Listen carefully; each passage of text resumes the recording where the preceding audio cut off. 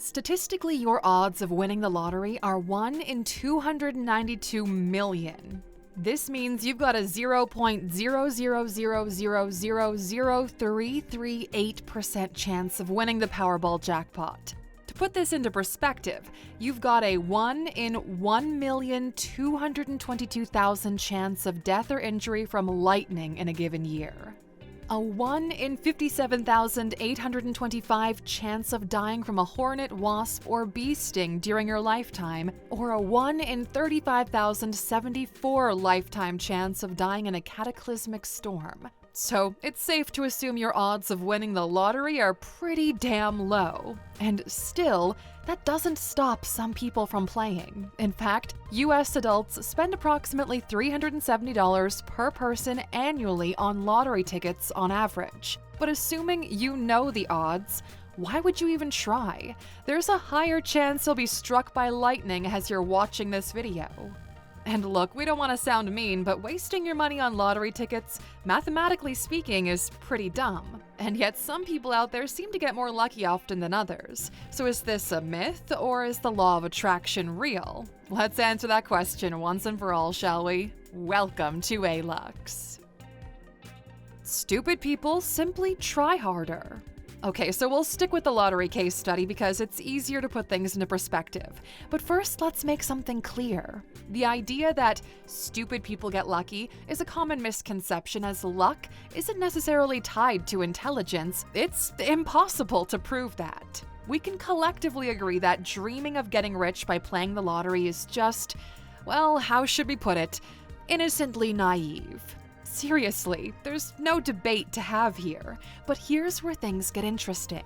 It's true that eventually someone has to win the lottery jackpot, but it's important not to be misled by that fact. The rules of probability do not change based on the frequency or amount of tickets you buy. Each ticket has the same chance of winning regardless of how many other tickets have been sold for the same drawing. And while buying more tickets does increase the overall chance of winning a prize, the prize is unlikely to be worth more than the cost of the tickets. Let's do some math to clarify this. For example, spending $1,000 on Mega Millions tickets has a nearly 50% chance of returning $64 or less, a near 90% chance of returning $92 or less, and a 99% chance of returning $554 or less. So when jackpots grow due to rollovers, players may hope to win some of that money spent by other players. However, this increased jackpot also attracts more players, which can decrease the expected return on a ticket. And curiously, a small minority of heavy players provide most lottery revenue. A Minnesota study found that 20% of lottery players accounted for 71% of lottery receipts, while in Pennsylvania, 29% of players accounted for 79% of lottery revenue. The mathematical odds of winning certainly increase if you buy more tickets, but only by a tiny margin, and even then it's not guaranteed. So, rationally speaking, and considering only stupid people would take the chances, the dumber you are, the luckier you can get. And there's certainly a case to be made in this context that stupid people actually get lucky, but their chances of going broke are even higher. Stupid people don't care about outcomes, so they risk it all.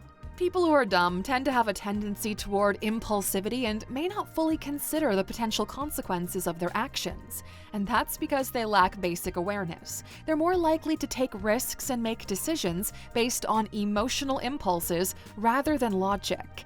Secondly, some individuals may have a limited understanding of probability and may not fully understand the risks associated with gambling. They may be more likely to believe in false narratives or misconceptions about gambling, making them more susceptible to manipulation by gambling schemes. But sometimes they do get lucky because some risk-taking can yield a higher reward. The problem is that many of them don't know when to stop and leave the casino and never return. Or that the luck and the crazy amount of money they win will eventually become the reason for their downfall.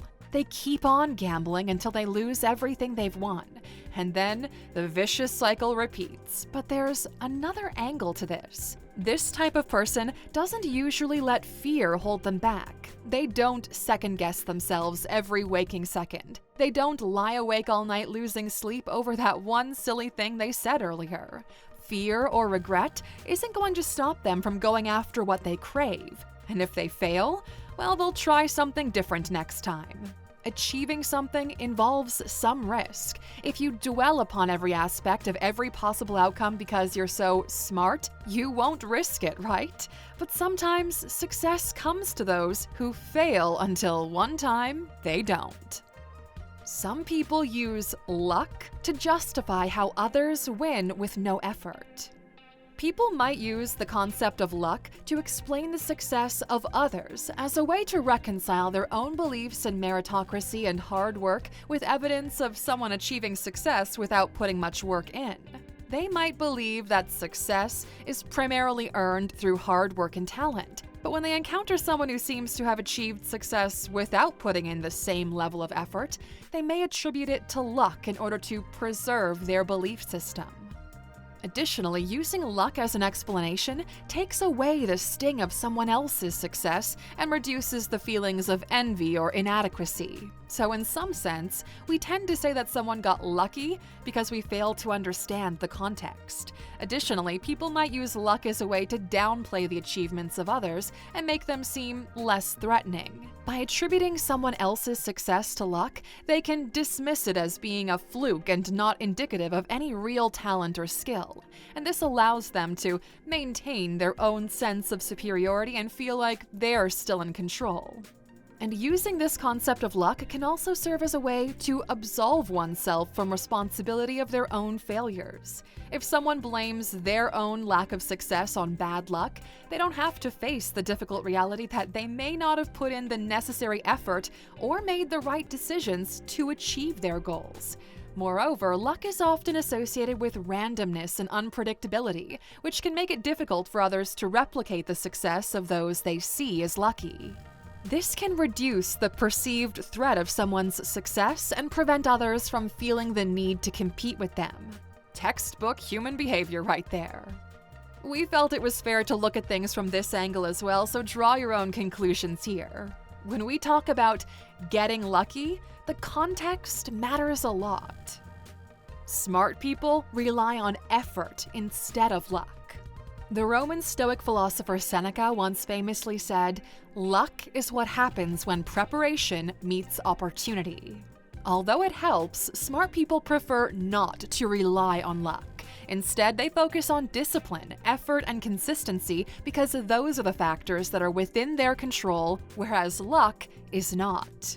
Our choices and actions determine our outcomes, rather than external factors such as luck. This is called determinism.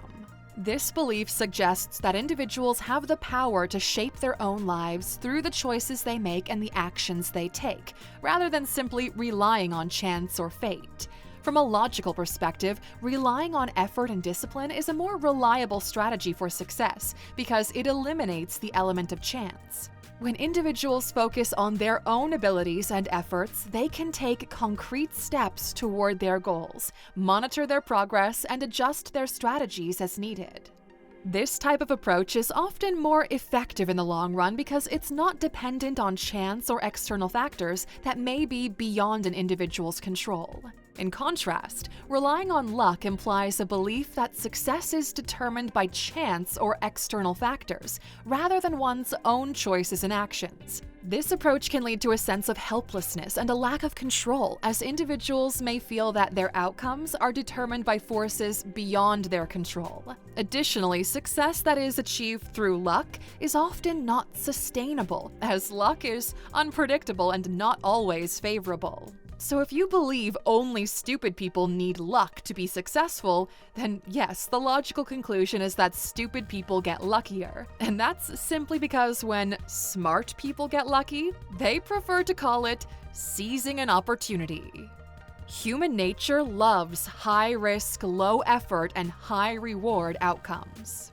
In general, humans are wired to seek rewards and avoid risks in order to survive and thrive. However, the extent to which individuals are attracted to high-risk, low-effort, and high-reward outcomes varies based on their genetics, experience, and environment. The dopamine system in the brain, which is involved in the regulation of motivation and reward, can influence a person's preference for certain types of rewards, including those that are perceived as high risk.